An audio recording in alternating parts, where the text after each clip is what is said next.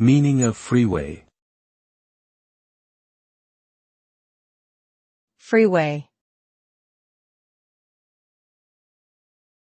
Freeway.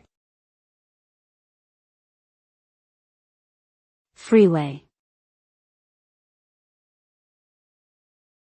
Freeway.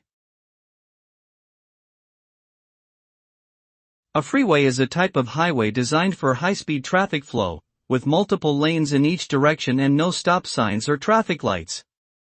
It is also known as an expressway or motorway in different regions of the world. Freeways are typically built to connect major cities or urban areas, providing an efficient means of transportation for commuters and goods. Due to their design, freeways tend to have higher average speeds and lower levels of congestion compared to other types of roads. However, they also require strict driving discipline and safety precautions due to their high speeds and potential for accidents.